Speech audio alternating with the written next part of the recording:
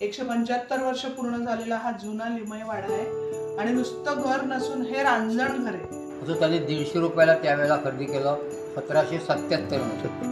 5 फूट खाली हे होतं, म्हणजे पूर्वीच्या काळी कसं दागिने वगैरे ठेवायला बँका वगैरे नव्हत्या, पैसे दागिने ठेवायला. तर अंडरग्राऊंड ती सिस्टीम केलेली होती. या ठिकाणातला 13वा वंशज आहे. तर 16 खोल्यांचा हा वाडा आहे आणि ह्याला चौसोपी वाडा असं म्हणतात.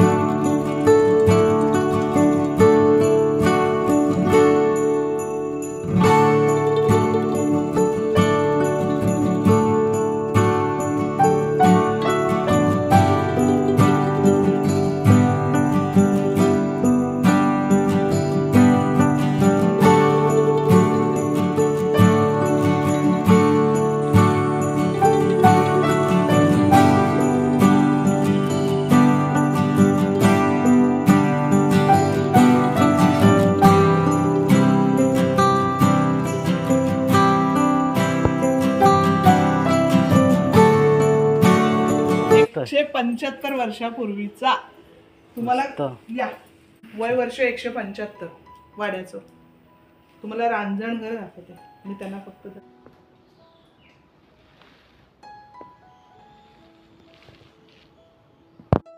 तर जुन्या काळी दिवे लावण्याची पद्धत होती, लाईटचा अभाव असल्यामुळे, त्यामुळे हे असे दिवाण केलेले ज्यामध्ये दिवे लावून घरात प्रकाश. आणि हे करा जवळजवळ 175 वर्ष पूर्ण झालेला हा जुना लिमय वाडा आहे आणि नुसतं घर नसून हे रांजण घर आहे.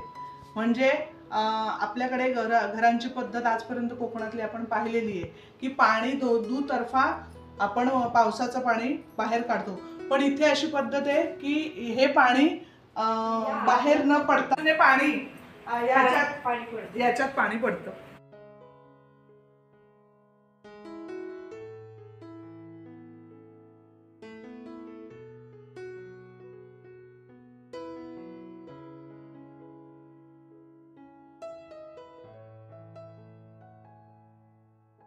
हे बघा हे रुपयाला त्या काळी बांधला 1847 ला. किती केवढ्यामध्ये? 4000 रुपया.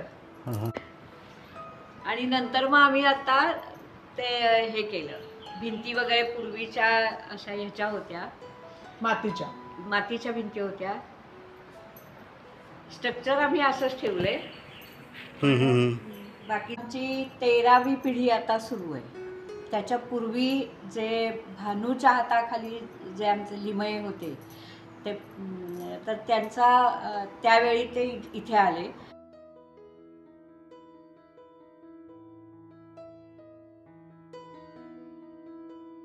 हा दिवा आहे, पण हा दिवा बहुतेक वेळा लग्नात पाहायला मिळतो, पण हे रांजण घर आहे. याच्यामध्ये हा 7 पाकळ्यांचा दिवा दर 3 संध्या लावतात. ही प्रथा आहे या घराची. हे दैविक आहे की 7 म्हणजे वाती करून देवांचं स्वागत करायचं 3 संध्या. हे पारंपरिक आहे इथलं या घराचं. अशा पद्धतीने ह्या 4ही बाजूने पाणी बरोबर इथे गोळा होतं आणि इथून एक हे आहे पाणी जायला व्हाळ आहे जिथून हे पाणी घराच्या बाहेर जातं, म्हणजे इथून भरत नाही. हे आउटलेट आहे थोडक्यात. हे आता जेव्हा हे झालंय ना घर आमचं हे बांधलंय तेव्हापासून कधी चोकअप झालं नाही, काही झालं नाही. आणि इथून जवळजवळ 5 फूट खाली आहे. हो नक्कीच असेल. वर उभं राहिल्यावर कळत पण नाही की खालनं पाणी चाललंय. हो एवढं जुनी पद्धत आहे. जुनी पद्धत आहे.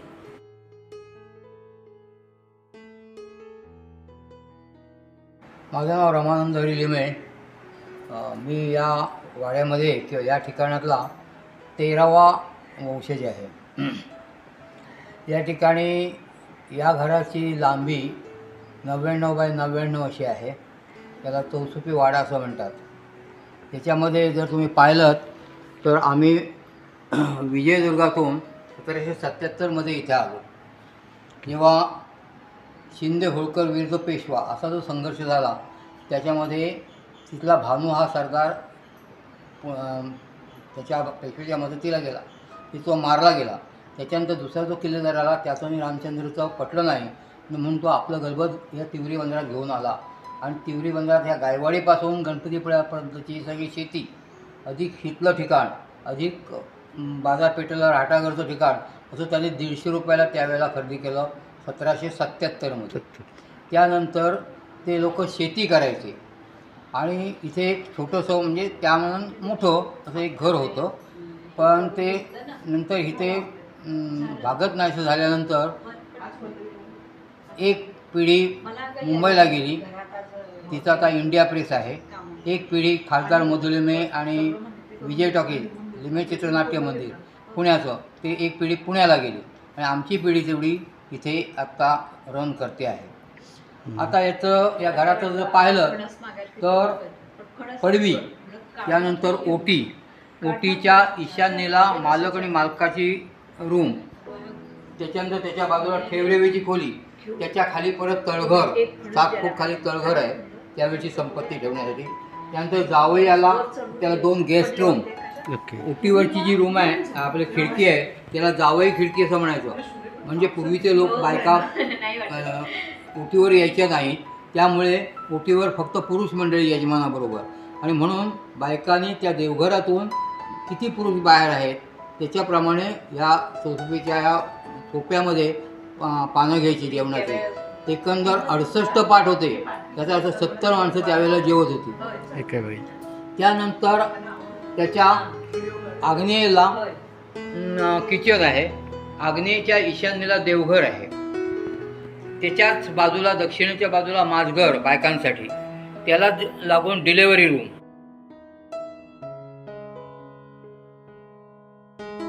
आणि बाहेरची खोली आणि त्याच्या बाहेरच्या परत 8 खोल्या असे एकंदर 16 खोल्यांचा हा वाडा आहे.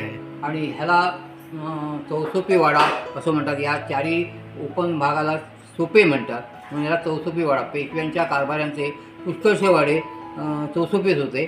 फक्त नानासाहेब पेशव्याचा मेणवलेला जो वाडा आहे तो 8 सोपी आहे.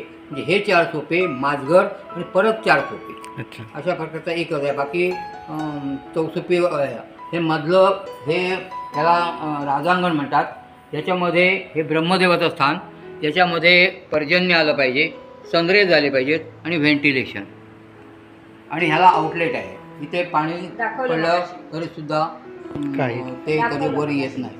आणि अशा प्रकारचा आत्ता त्याला 178 वर्ष म्हणजे 1847 ते आता 2025 याप्रमाणे आता 178 वर्ष या वेळेला पूर्ण झाली. मला 75 वर्ष पूर्ण झाली. भारताला 75 वर्ष पूर्ण झाली आणि याला तुमच्या वास्तूला 175 पूर्ण झाली. ह्या तिघांचा अमृत महोत्सव म्हणजे आमच्या बंधूंनी एकत्र येऊन या ठिकाणी हा वाडा मातीचा होता तो सगळा चिरेबंदी केला. मामाचा वाडा चिरेबंदी, हा संपूर्ण चिरेबंदी वाडा आणि त्याच्यामध्ये मी आणि माझी पत्नी आता राहतो. सांगितल्याप्रमाणे इकडे देवघर आहे म्हणाले ना काका. ते बघा आम्ही गणपती ठेवतो आता. इथे गणपती आणतात सार्वजनिक म्हणजे घरातला लिमय गणपती लिमय वाड्यातला. हे त्यांचं देवघर आहे. फार जुन्या पद्धतीतलं अजूनही सुंदर अतिशय छान आणि आल्हाददायक असं आहे. त्यानंतर वास्तुपुरुष जो आपण पुजतो स्थापन करतो ना जेव्हा ते बघा ही जुन्या पद्धतीतली वास्तुपूजन म्हणतात. जिथे मुहूर्तमेढ पहिली रोवली जाते पहिल्यांदा जिथे पूजा करतात त्याला वास्तुपूजन म्हणतात. इथून वाड्याला सुरुवात झाली म्हणजे बांधकामासाठी अशी. आणि ह्या सगळ्याला 4000 रुपये खर्च आला त्यावेळी 1847 ला. याचं मॉडेल अहमदाबादच्या इंजिनिअरिंग कॉलेजमध्ये आहे. म्हणजे जेव्हा नरेंद्र मोदी मुख्यमंत्री होता त्यावेळेला त्याने कोकणातील जुनी घरे याचा अभ्यास करायला पाठवलं तिथल्या इंजिनिअरिंग कॉलेजच्या मुलाला. आणि त्याच वेळेला मी माझ्या पत्नीला म्हटलं की हा मनुष्य कुठेतरी मोठा होणार नाही, आता तो पंतप्रधान झाला. 5 फूट खाली हे होतं, म्हणजे पूर्वीच्या काळी कसं दागिने वगैरे ठेवायला बँका वगैरे नव्हत्या, पैसे दागिने ठेवायला.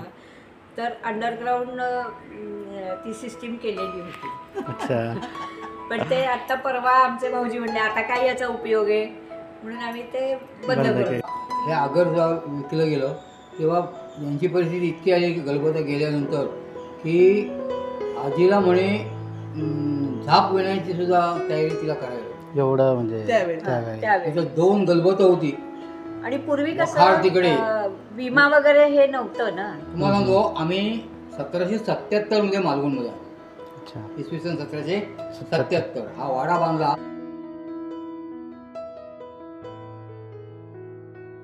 हा दक्षिणेकडे सगळा. बघा किचन. ती बाई आंघोळ करून आली की ताबडतोब तिथनं ती आतून तिकडनं बाहेरनं तुळशी पाणी घातलं, तिथून वास्तुपुरुषाला नमस्कार केलं, तिथून ती किचन मध्ये गेली. म्हणजे 16 याचा अर्थ काय, ब्राह्मणाकडे 16 म्हणता येतं. विदाउट बॅक्टेरिया तुम्ही त्या ठिकाणी किचन मध्ये, कोणीही मनुष्य आंघोळ केल्याशिवाय किचन मध्ये नाही. घर तुम्हाला मिळतं आंघोळ केल्याशिवाय किचन मध्ये. आणि तिथे दरवाजा होता त्या आमच्या ह्याला. म्हणजे काही लोक म्हणतात की ईशान्येला देवघर, चुकीचं आहे. अग्नीच्या ईशान्येला देवघर का, तर त्या ठिकाणी तिथून जेवण अग्नीची पूजा केली की ताट तिथे नैवेद्याचं ताट यजमानाला गेलं. आणि ही आमची डिलिव्हरी रूम. ही पूर्ण हे ब्लॅक होती. हे पूर्ण आता आमचं इथं डिलिव्हरी रूम सोय नव्हती ना. आणि इथे होतं, म्हणजे इथे आमच्या सगळ्यांचा जन्म झाला. तर आम्ही लोकांना आता सांगतो की आता ते फकफक लाईटमध्ये मुलांचा जन्म होतो त्यावेळेला ते समयीचा प्रकाश, तिथे दरवाजा आपल्या बाजूला आई बाळंतीन तिथे बाळाला हे घेऊ. आणि इथे मोरी होती आंघोळीला तिला वगैरे. काळोखामध्ये 11 दिवस आई आणि बाळ तिथे. बारशाला ती या दरवाज्यातून 5वी इथे पुजली की बारशाला तिथे येणार. त्या जुन्यातल्या डोळी आहेत बघा, असे 4 होत्या पाण्यासाठी. दगडी, अखंड दगडाचं कोरलेलं. हो हो, अख्खं दगडामध्येच आहे. अखंड दगडातली कोरलेली भांड थोडक्यात. त्याला जोड नाहीये बघा सर. 25 कळशा मावतात एका याच्यामध्ये. अरे वा. दगडी चौरंग आहे आंघोळीला. वा वा वा. हे वा, पूर्ण दगडाचंच आहे. आता आपण सर टेबल घेतो ना, ते चौरंग. त्याच्यानंतर आमच्याकडे घिरट आहे, जाता आहे, पाटावर वंट आहे. ते मी तिकडे ठेवलेलं आहे. का मुद्दाम, मी हिस्ट्री जॉग्राफीचा MA आहे. अच्छा. 12वी पर्यंत मुलांना हिस्ट्री शिकवली संबंध जगाची. वा वा. पॉलिटिक्स शिकवलं आणि जॉग्राफी शिकवलं. तर उद्या जर 3रं महायुद्ध झालंच आणि समजा वीज गेली, सगळं गेलं, तरी मी उपाशी मरणार नाही जर माझ्याकडे रेंज आले नाही तोपर्यंत. याचं कारण का, तर माझ्याकडे तांदूळ दळायला घिरट आहे, दळायला जातळ आहे, मोठी जातळ, अगदी दोन्ही प्रकारची जातळी आहे. त्याच्यानंतर मिक्सर म्हणून पाटावर वंट आहे आणि चूल आहे, आणखीन काडेपेटी. दुनियेचं काही जरी झालं तरी या घरातला मनुष्य घेऊन राहील. हे सगळं म्हणजे काय म्हणतात ना, समुद्रापर्यंत आहे. हो हो सर, पूर्ण समुद्रापर्यंत. असं खाली समुद्रापर्यंत पूर्ण अखंड आहे. खालीच आहे.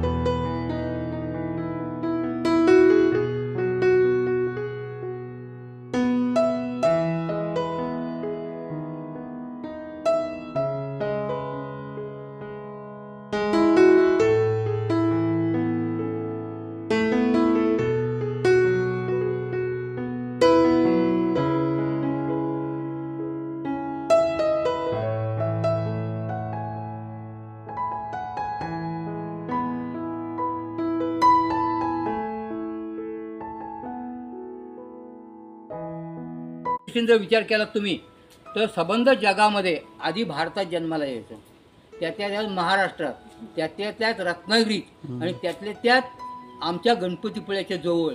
कारण रत्नागिरीचा आमचा सेंटर प्लेस आहे. अच्छा. हो हो बघा दोन्ही बाजूनी सेंटर दोन्ही बाजूने सेंटर प्लेस आहे. माझ्या घरापासून 325 किलोमीटर बॉम्बे आहे, 325 किलोमीटर गोवा आहे. अच्छा. I am the centre of the सगळं त्यावेळच्या लोकांनी योजून ही जागा कशी सिलेक्ट केली.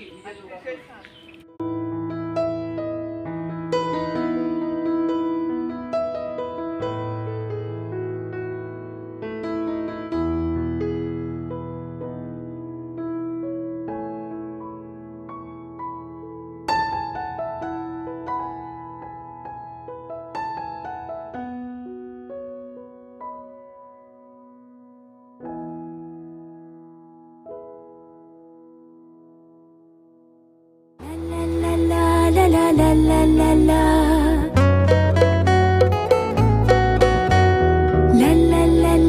la la la la